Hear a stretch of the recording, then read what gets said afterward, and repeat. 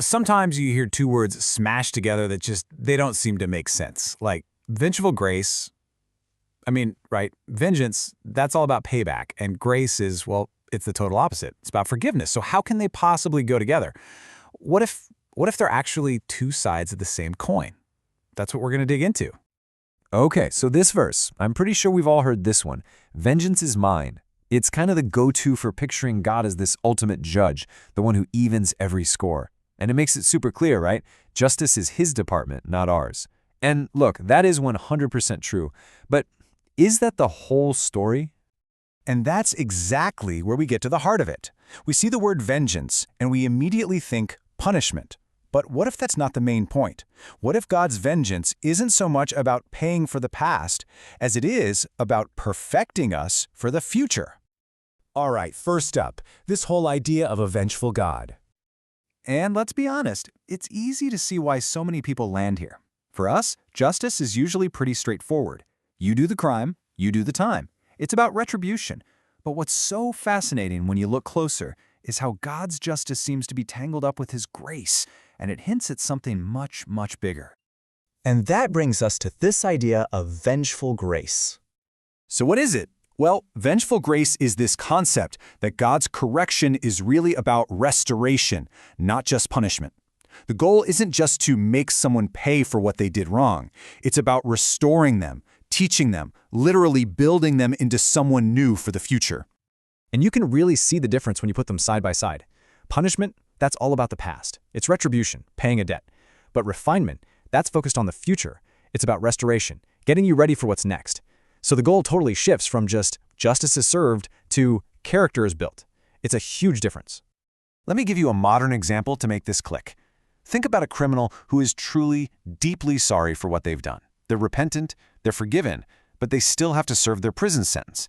That time isn't just wasted. It can be an incredibly powerful, refining process.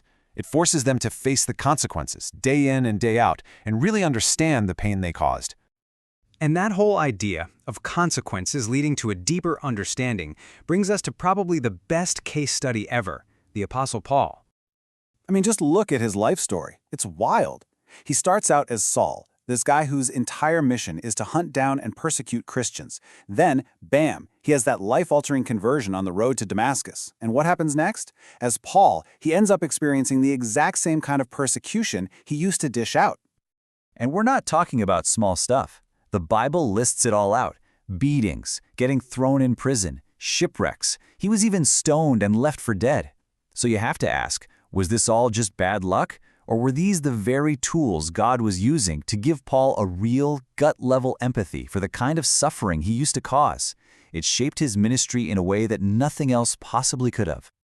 So, that's the big question, right? How does this even work? How does suffering actually refine us? Well, it really comes down to this core principle you see in the Bible. You reap what you sow.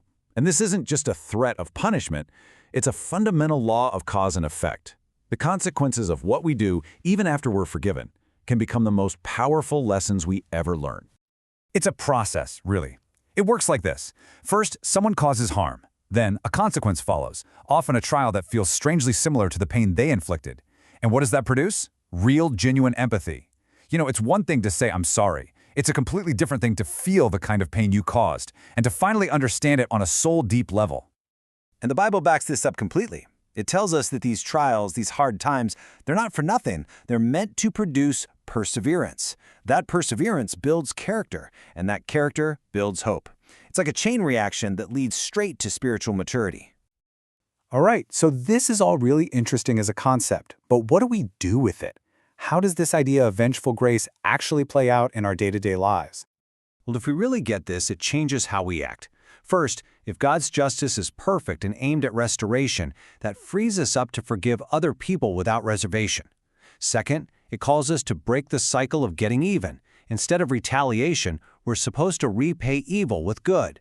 And finally, it means we can actually relax and trust God to handle justice His way in His time. So if you take away just one thing, let it be this. Grace isn't some magic wand that makes all consequences disappear.